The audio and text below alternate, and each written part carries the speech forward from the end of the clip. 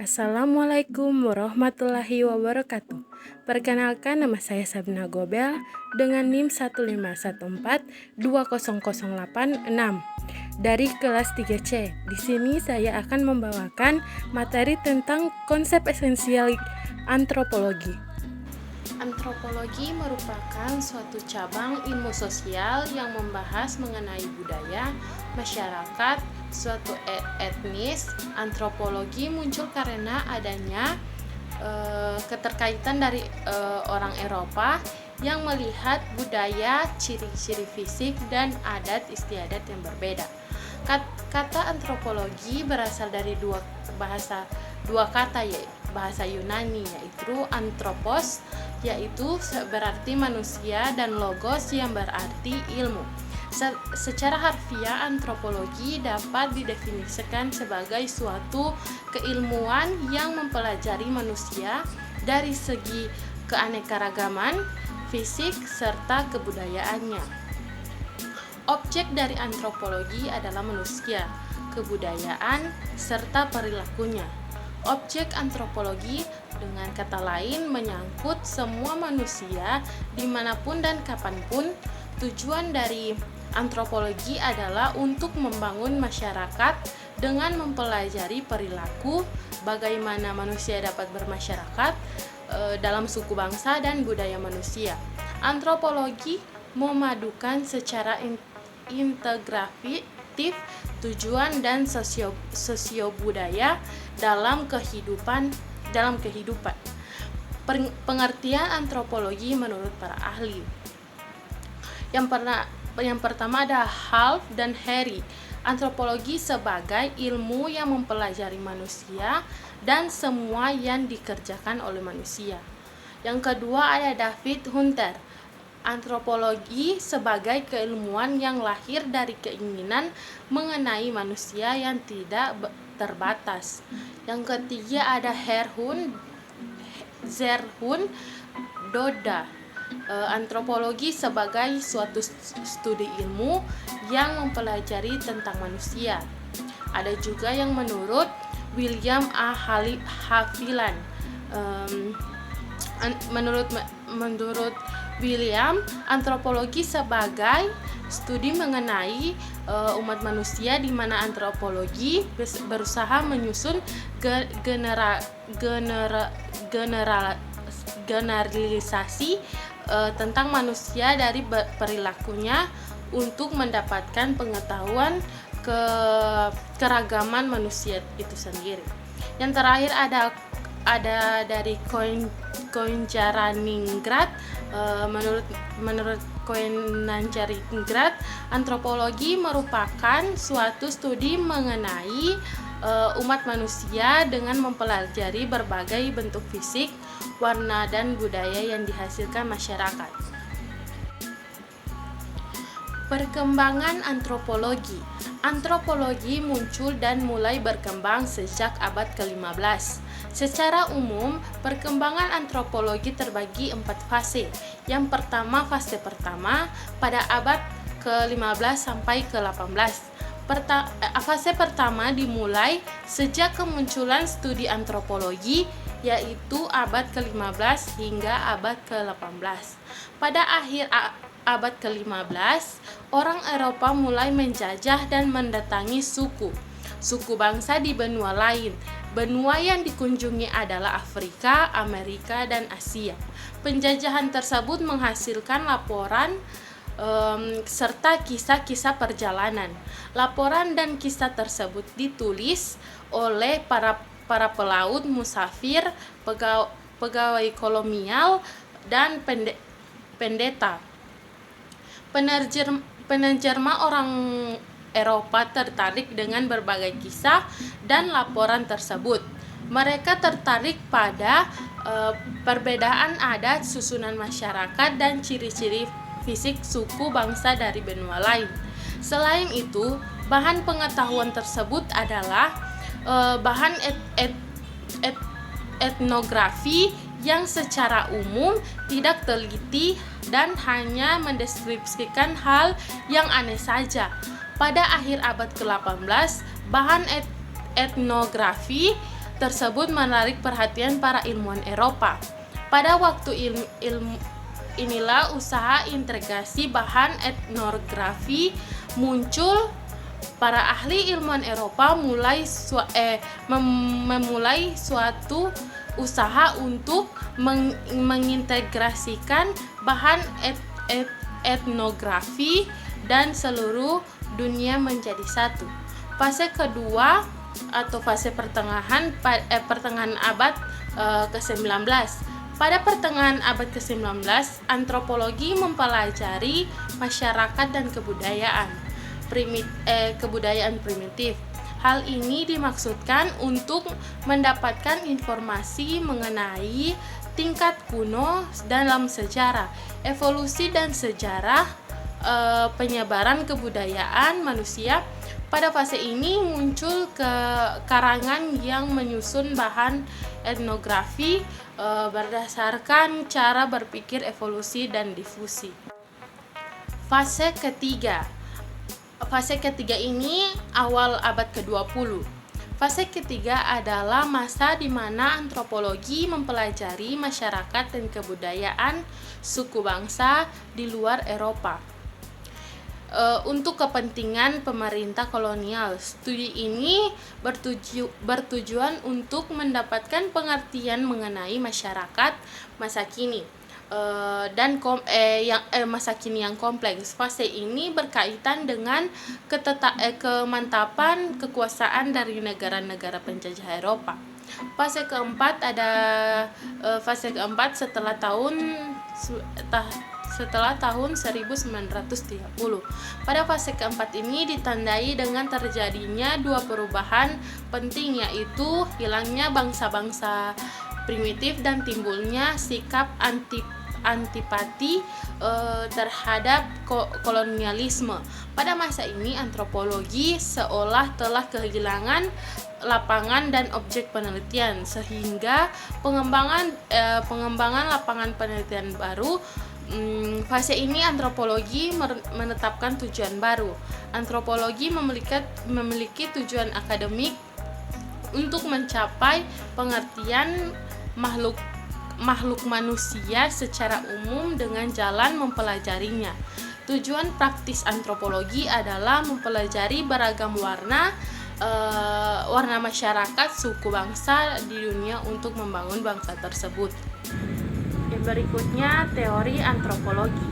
Antropologi semakin berkembang karena adanya teori-teori yang bermunculan dan berkembang. Teori antropologi terbagi atas beberapa. Teori pertama ada teori evolusionisme deterministik. Teori ini dapat dikatakan sebagai teori tertua. Teori ini dikembangkan oleh Lewis Henry Morgan dan Edward Burnett. Teori ini muncul dari anggapan adanya hukum universal yang mengendalikan perkembangan semua kebudayaan manusia. Berdasarkan teori ini, setiap kebudayaan mengalami fase-fase atau evolusi. Yang kedua ada teori partikularisme. Teori ini muncul setelah berakhirnya masa teori evolusionisme. Pemikiran baru ini dipelopori oleh Franz Boas yang menentang teori evolusionisme. Teori ini disebut juga sebagai partikularisme historik. Boas tidak setuju dengan teori evolusi tentang adanya hukum universal yang menguasai kebudayaan. Boas berpendapat meskipun hanya satu unsur kebudayaan tetap harus dipelajari dalam konteks masyarakat di mana unsur tersebut berbeda. Teori partikularisme ini berpandangan bahwa perkembangan tiap kebudayaan mempunyai kekhasan sendiri-sendiri dan tidak dapat digeneralisasikan ke dalam aturan atau hukum yang universal. Yang terakhir ada fungsi-fungsionalisme. Teori fungsi fungsionalisme ini dikembangkan oleh Bronislaw Malinowski. Teori ini beranggapan bahwa semua unsur kebudayaan adalah bagian-bagian yang berguna bagi masyarakat di mana unsur-unsur tersebut berada. Pandangan fungsionalis menekankan bahwa setiap pola perilaku, kepercayaan, dan sikap yang terjadi menjadi bagian dari kebudayaan suatu masyarakat, memiliki peran mendasar di dalam kebudayaan yang bersangkutan. Adapun beberapa jenis antropologi. Antropologi dibagi menjadi beberapa cabang secara khusus, yaitu antropologi fisik dan antropologi budaya. Cabang antropologi tersebut masih dibagi beberapa subbagian. Yang pertama ada antropologi fisik. Menurut Haviland, antropologi fisik mempelajari manusia sebagai organisme biologis. Antropologi fisik membahas manusia berdasarkan evolusinya serta penyelidikinya. Manusia dari variasi biologis dalam berbagai jenis atau spesies. Analisis antropologi fisik diperoleh dari fosil-fosil dan pengamatan pada primata-primata yang pernah hidup. Para ahli antropologi fisik berusaha mencari tahu nenek moyang manusia untuk mengetahui kapan, bagaimana, dan mengapa manusia menjadi makhluk seperti sekarang ini. Antropologi fisik terbagi atas dua bagian. Yang pertama, paleontologi. Paleontologi berasal dari kata terbagi atas tiga kata dari bahasa Yunani. Yang pertama yaitu paleon, ontos, dan logos. Gabungan kata ini dapat diartikan sebagai ilmu yang mempelajari mengenai kehidupan di masa lalu. Paleontologi ini merupakan keilmuan mempelajari asal-usul serta perkembangan manusia secara biologis. Yang kedua ada somatologis. Somatologis ini adalah salah satu subbagian antropologis fisik yang mempelajari jenis ras manusia dengan didasarkan dari ciri-ciri fisik. Ciri fisik manusia baik, fenotip dan genotip dipelajari dalam somatologi. Somatologi juga mempelajari sejarah terjadinya aneka warna manusia yang dipandang dari ciri-ciri tubuh. Yang kedua ada antropologi budaya. Burke menjelaskan bahwa antropologi budaya berfokus pada kebudayaan manusia atau cara hidup manusia dalam masyarakat. Antropologi budaya merupakan studi mengenai praktek-praktek sosial, bentuk ekspresif, dan penggunaan bahasa. Antropologi budaya terbagi atas tiga subbagian. Yang pertama ada prehistori. Prehistori merupakan salah satu subbidang antropologi budaya, mempelajari sejarah perkembangan, penyebaran, dan terjadinya aneka kebudayaan manusia sebelum mengenal tulisan. Yang kedua ada etnolinguistik. Etnolinguistik membahas mengenai sejarah asal, perkembangan, dan penyebaran aneka bahasa yang diucapkan manusia. Yang ketiga ada etnologi. Subetnologi ini merupakan ilmu yang mempelajari kebudayaan dalam kehidupan masyarakat dari sebanyak mungkin suku bangsa yang tersebar di Eropa. Etnologi dibagi menjadi dua kajian, yaitu antropologi diakronik dan antropologi sinkronik. Antropologi diakronik meneliti seperangkat pola budaya suku bangsa yang menyebar di dunia. Sedangkan antropologi sinkronik mempelajari tingkah laku sosial dalam suatu lembaga seperti keluarga, kultur kebudayaan, sistem kekerabatan, tata hukum, dan organisasi politik. Yang terakhir ada manfaat mempelajari antropologi.